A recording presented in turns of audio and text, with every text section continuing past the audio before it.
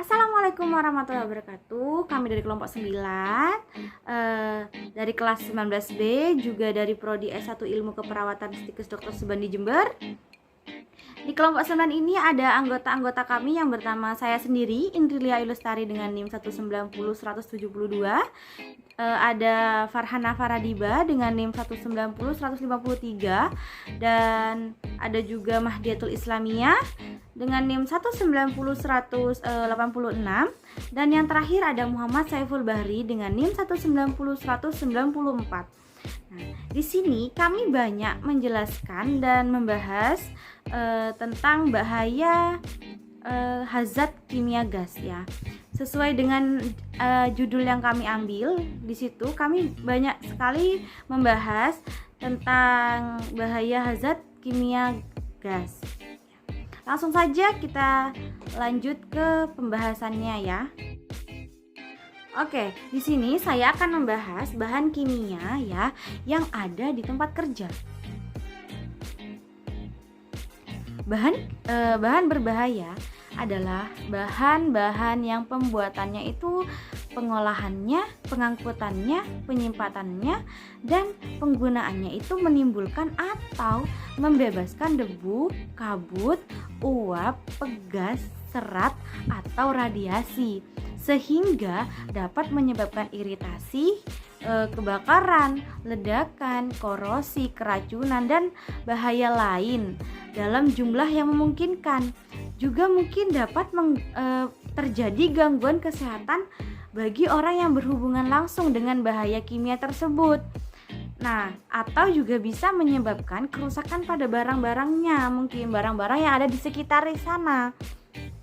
Lanjut, slide selanjutnya, penggunaan bahan kimia di tempat kerja. Nah, penggunaan bahan kimia ini seharusnya kita tahu ya bagaimana cara menggunakannya yang dengan tepat ya. Nah, di sini ada bahan kimia yang digunakan dalam lingkungan kerja yang kita dapat bagi dalam kelompok besar. Yang pertama ada industri kimia, industri penggunaan bahan kimia, dan laboratorium. Nah, di sini saya akan menjelaskan tentang industri kimia dulu. Nah, ya, industri kimia itu adalah industri yang mengolah dan menghasilkan bahan-bahan kimia. Misalnya ya nih ya, ada industri pupuk, asam sulfat, misalkan ya, soda, bahan-bahan peledak mungkin ya. Nah, pasti menggunakan bahan kimia. Nah, ada juga pestisida yang biasanya petani-petani pakai ya, yang di sawah-sawah itu petani-petani pakai. Nah, juga ada cat, deterjen yang sehari-hari kita pakai untuk mencuci pakaian tuh pasti ada bahan kimianya. Dan juga mungkin lainnya yang ada bahan kimianya pasti ya. Yang kedua, saya akan menjelaskan industri penggunaan bahan kimia. Industri penggunaan bahan kimia itu adalah industri yang menggunakan bahan kimia sebagai bahan pembantu proses bahan pembantu proses. Nah, itu di antaranya itu industri, misalkan industri tekstil, industri kulit, atau dalam pembuatan kertas juga mungkin ya, plastik, pelapisan listrik, pengolahan logam, obat-obatan, dan juga lain-lainnya ya tentunya. Nah, lanjut saya akan membahas tentang di penggunaan bahan kimia di tempat kerja dalam kelompok besar di laboratorium. Oke. Nah, di laboratorium itu adalah tempat biasanya kegiatan untuk uji mutu ya, penelitian dan pengembangan serta pendidikan juga yang kadang kita lakukan ya. Kegiatan laboratorium itu banyak dipunyai oleh industri pastinya, lembaga penelitian dan pengembangan, serta perusahaan jasa rumah sakit dan perguruan tinggi. Seperti contohnya ya universitas-universitas gitu kan pastinya ada laboratorium ya untuk mahasiswanya tuh belajar gitu ya. Dalam lingkungan kerja tersebut itu banyak bahan kimia yang terpakai. Nah, jadinya setiap hari itu para pekerja terpapar bahaya tersebut. Dari bahan-bahan kimia itu tersebut itu pasti terpapar karena kita sudah ada di lingkungan tersebut gitu. bahayanya tuh terkadang meningkat gitu. Dalam kondisi tersebut itu sifat bahan-bahan kimia itu seperti misalkan ya mudah terbakar atau racun ya beracun gitu, dan juga dan sebagainya. Kimia di tempat kerja. Satu, bahan kimia beracun atau toksik adalah bahan kimia yang menyebabkan bahaya terhadap kesehatan manusia atau menyebabkan kematian apabila terserat ke dalam tubuh karena tertelan lewat pernafasan atau kontak lewat kulit. Yang kedua, bahan kimia korosif adalah bahan kimia yang karena reaksi kimia dapat mengakibatkan kerusakan apabila kontak dengan jaringan tubuh atau bahan lainnya. Yang ketiga, bahan kimia mudah terbakar adalah bahan kimia yang mudah bereaksi dengan oksigen dan dapat menimbulkan kebakaran. Reaksi kebakaran yang amat cepat dapat juga menimbulkan ledakan. Yang keempat, bahan kimia peledak adalah suatu zat pada atau cair atau campuran keduanya yang karena sesuatu reaksi kimia dapat menghasilkan gas dalam jumlah dan tekanan yang sangat besar serta suhu yang tinggi sehingga menimbulkan kerusakan sekelilingnya. Yang kelima, bahan kimia oksidator adalah suatu bahan kimia yang mungkin tidak mudah terbakar tetapi dapat menghasilkan oksigen yang dapat menyebabkan kebakaran bahan-bahan lainnya. Yang keenam, bahan kimia reaktif terdapat air adalah bahan kimia yang amat mudah bereaksi dengan air dengan mengeluarkan panas dan gas yang mudah terbakar. Yang ketujuh, bahan kimia reaktif terhadap asam adalah bahan kimia yang amat mudah bereaksi dengan asam menghasilkan panas dan gas yang mudah terbakar atau gas-gas yang beracun dan korosif.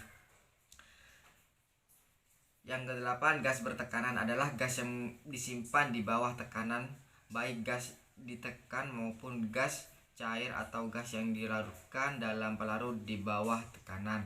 Yang kesembilan, bahan kimia radioaktif adalah bahan kimia yang mempunyai kemampuan memancarkan sinar radioaktif dengan aktivitas jenis lebih besar dari 0,002 mikrocurie atau gram. Jenis bahan kimia di tempat kerja.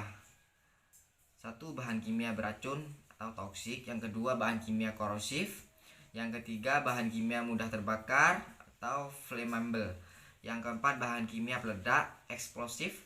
Yang kelima, bahan kimia oksidator. Yang keenam, bahan kimia reaktif terhadap air, water sensitive substances. Yang ketujuh, bahan kimia reaktif terhadap asam, acid sensitive substances. Yang kedelapan, gas bertekanan. Yang kesembilan, bahan kimia radioaktif. Antisipasi dan rekognisi di tempat kerja. Antisipasi kegiatan memprediksi potensi bahaya yang ada di tempat kerja. Recognition melakukan pengenalan atau identifikasi terhadap bahaya yang ada di tempat kerja, melakukan pengukuran atau spot yang menemukan keberadaan bahaya di tempat kerja. Anticipation and regulation. 1. Identitas bahan dan pengusahaan. 2. Komposisi bahan. 3. Identifikasi bahaya. 4. Tindakan pertolongan pertama pada kecelakaan atau P3K. 5. Tindakan penanggulangan kebakaran. 6. Tindakan mengatasi kebocoran dan tumpahan. 7. Penyimpanan dan penanganan bahan. 8. Pengadilan pemajatan dan alat pelindung diri. 9. Sifat fisika dan kimia. 10. Stabilitas dan reaktivitas bahan. 11. Informasi teknologi. 12. Informasi ekologi. 13. Pembuangan limbah. 14. Pengangkutan bahan. 15. Informasi peraturan perundang-undang yang berlaku. 16. Informasi lain yang diperlukan. Evaluasi dan monitorir bahaya kimia di tempat kerja. A. Buat daftar bahaya yang ada di wilayah kerja yang akan dievaluasi. B. Penentuan bahaya yang sebenarnya dipakai. C. Penentuan nama kimia sebenarnya dan atau nomor Chemical Abstract Series.